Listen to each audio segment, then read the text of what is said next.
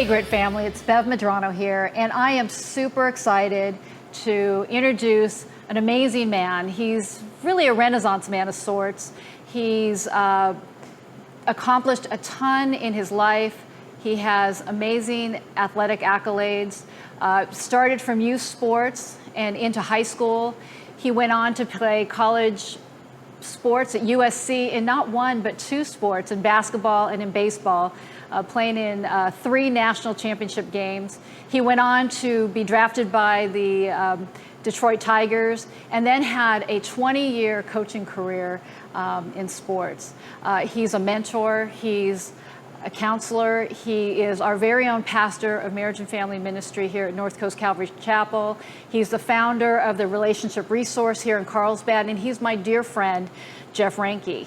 And today, Jeff and I are going to unpack, and we're going to talk a little bit about, as coaches, the impact that we've had, the opportunity we've had to sow into the lives of our athletes through our words, our actions, our mentorship, our life experiences. And Jeff has an incredible backstory. I broad brushed it, Jeff. I want to introduce Jeff Reinke into this conversation. We have had a great friendship for many years, lots of discussions about athletics and coaching and life.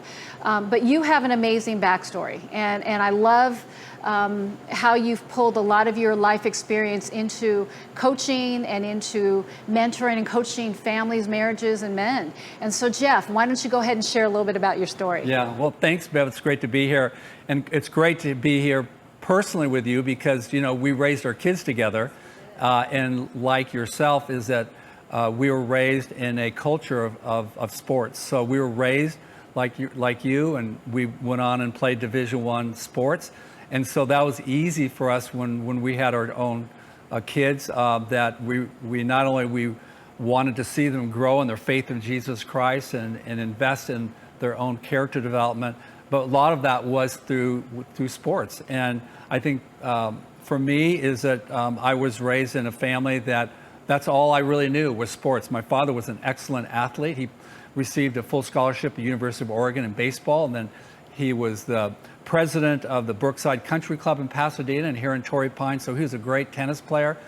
He was a great golfer. And so when I was being raised, and my older sister Karen, is that when we reached about the age of 9, that he gave Karen a tennis racket and he put a baseball glove in my hand. So that's all I really knew growing up was sports. And I'm very blessed that I had talent and I had some skills that allowed me to succeed and move up the ranks. But most of my life early on, the memories that I have, as I look back, the great memories I had was either, you know, on the baseball field or playing basketball. I did play some football, but as you know, is that a lot of our sense of identity and our self-worth takes place early on in our sports culture and our world with seeing who we are today. So Jeff, let's talk a little bit about your collegiate career and the coaches that made impact in your life. Yeah. I'm sure you had some phenomenal coaches, and I'm curious to know how that impacted your life. Yeah, that's a great question, Bev, because part of the reason why that I experienced success, a lot of it had to do with my coaches. Not only as a competitor, but even more importantly as my character. And I would say I had great coaches and I had bad coaches, and but it's important to say that I feel very fortunate that, for example, my high school coach, my basketball high school coach, made it into the CIF Scholastic Hall of Fame in basketball, and I would probably say his name was George Turgeon. George Turgeon was probably the most influential man in my life because he was a very strong follower of Jesus Christ. And how he treated me and how he conducted his practices and how he treated us as a team was powerful in that of investing. He really cared about his players. He really cared about me. And so I'm very grateful for George Turgeon. And then when I got into college, that I was blessed to play for Rod Dato, who Rod Dato is really arguably considered one of the best all-time collegiate coaches of all sports. And he won 11 national championship teams. And I was fortunate to play on 3 of those teams. So in many ways, he was a legend. And then I also was fortunate to play. I played semi-pro ball up in Anchorage, and I played for a guy named Augie Garrido. So Rod, at the time, was the winningest NCAA baseball coach in collegiate history. It was surpassed by Augie Garrido. And I was fortunate that Augie Garrido was my pitching coach when I was playing up in Alaska. So, and then the last coach that I would say that I'm so grateful for is when I was drafted by the Detroit Tigers, I played for Jim Leyland for 2 years.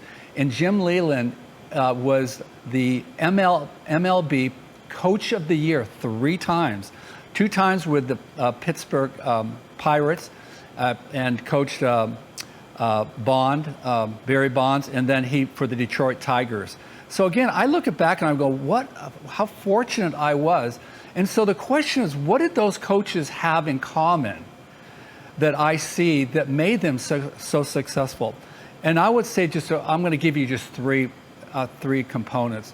Number one, they all cared about their players. So they had the capacity, what I would call high EQ. They knew the game well, but it's not about just knowing the X's and O's and the skills. It's not about just winning, but underneath that is having a coach that cares about his players. Secondly, is that they had the ability to instill confidence in you as a player. They had the capacity to see what your strengths were and to help you, to move you into and encourage you to walk in your strengths. They also knew where to play you. They knew when to play you and how to use you in your skills. And then I would say probably the third component of it, what I thought, which is so important, is that they were all about character development. So they saw that character is more important than competition. And I really see whether this was intentional for them, but as part of their character, is that, and this is how I interpret it as a good coach, is they're more concerned about transforming than conforming. It's more about transforming the character and the inner life of the athlete, because that's the foundation of anyone in whatever area of success that you're going to experience. It's understand the inner development of your character. So these 4 coaches all seem to have the capacity to invest in you, to believe in you, to care about you, and then to help to cultivate you in your growth, not only as an athlete, but as a human being. Ironically, Bev, is that I had some bad coaches that in many ways is that the trauma that I incurred with some bad coaches would counteract all the good coaches I had. And so I really wouldn't be here now, nor would I have gone on to coach for 20 years if it wasn't for nor would I have become a Christian if it wasn't for the adversities, the difficulties, the struggles I had when I had coaches that didn't believe in me. And so I think that laid the foundation, not only as I look back in my own story as a successful athlete, but was an impetus and empowered me why I wanted to become a coach. But I would say a lot of it, I became a coach because it's really all I knew. I mean, that was my world, right? So it's no brainer for me to go from as a player to move into a coaching career. And I'll be honest with you, it wasn't something I really sought after. It's something that naturally took place. That I had the opportunity from a junior college and then a college that they pursued me to coach when it really wasn't my intention after I became a Christian. And I'll say one thing, is when I got cut from the Detroit Tigers, I had an injury, I was at this point for for about 7 years, I never wanted to pick up a baseball. I didn't want to touch I just basically stayed away from the game because of the wear and tear emotionally, psychologically, the sense of the stress that I was carrying all these years, and which then translated my sense of confusion in who I was and my identity, that I needed to work through all that. And I see that in hindsight.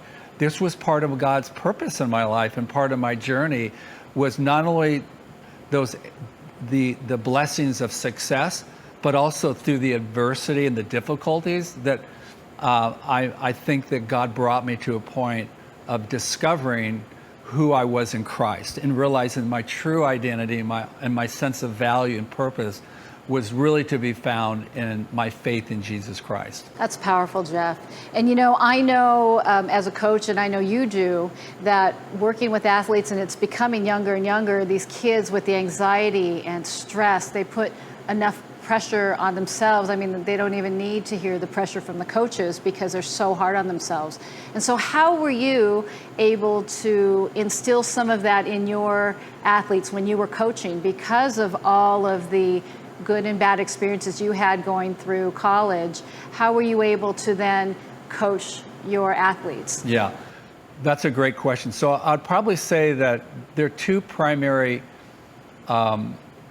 contributing factors. One was being able to draw off good coaches and to emulate and to instill those things that I observed and modeled of these great coaches I had.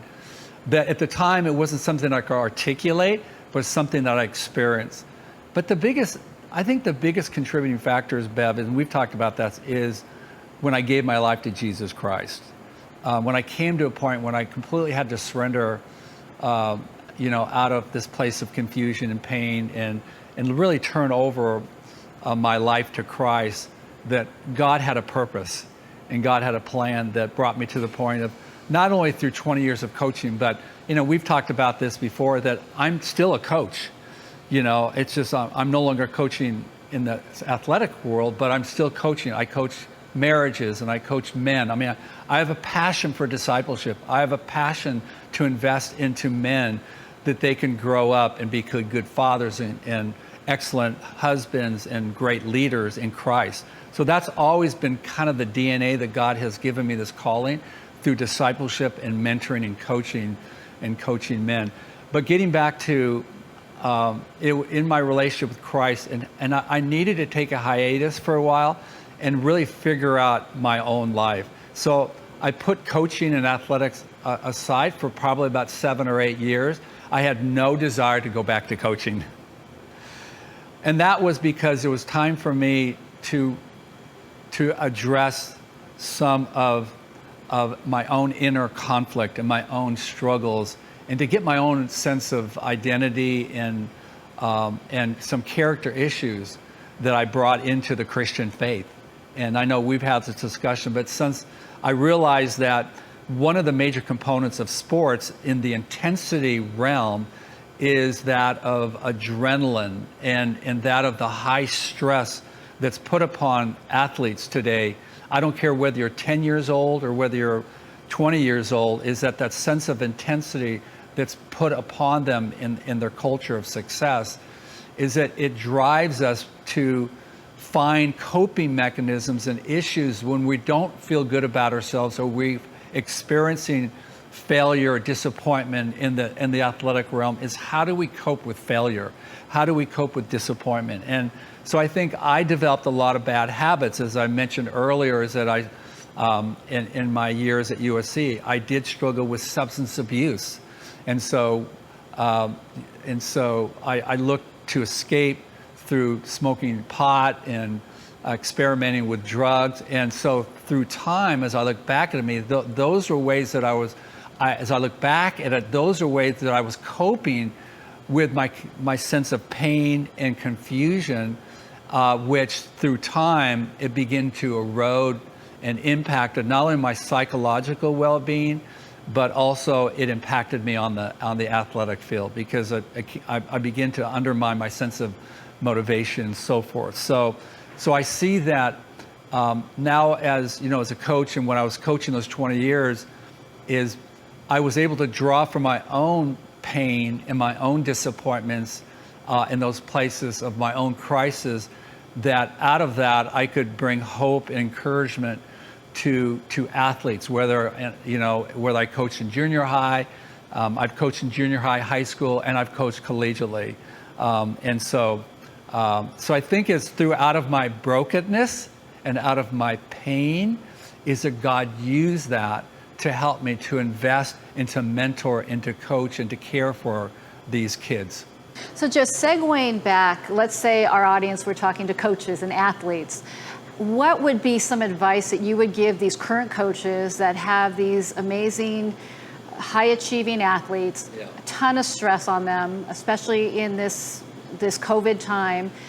What advice would you give to coaches right now who are struggling with some of these athletes and these issues? Yeah. What would be some advice from your knowledge and wisdom that you've gained? Well, I would say the very first thing that as a coach that I would encourage, whatever level you're coaching, is that you need to deal with your own sense of value, your own sense of self-worth. And you need to be aware is a lot of your sense of self-worth and your value based upon your own performance and your own success as a coach. And I think a lot of us as coaches, we don't see that. All we see is that we have to be winning. We have to be successful. And that is short-lived. So the very first thing is that coaches need to be coached.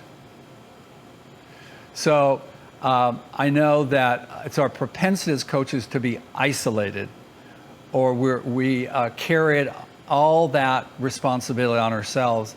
And that's why I'm so grateful for what Debbie's doing and what we're doing here, is to be able to encourage coaches that you're not alone and that the struggles that are not unique, but we all encounter. But the very heart of it is we need to really take self-inventory and examine our own heart and our mind to ask ourselves, what is driving me, and where is my motivation coming from, and is my identity all wrapped up in my sports? So I think that's the first thing, because you can't give away that which you don't have. You can't care or love your athletes or your kids or your wife or your husband if you are not loved yourself.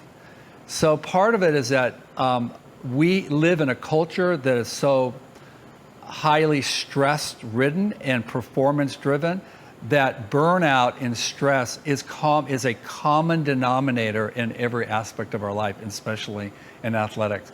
So self-care is very, very important. That's the first thing I would tell coaches. Secondly is if you can take care of yourself, then you're going to be more able to be present with your athletes. You're going to be able to be present with them, to engage with them, and to care for them.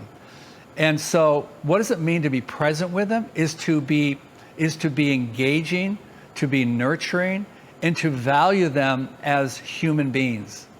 And depending upon the level that you coach will determine to the degree in which you're going to have more interaction.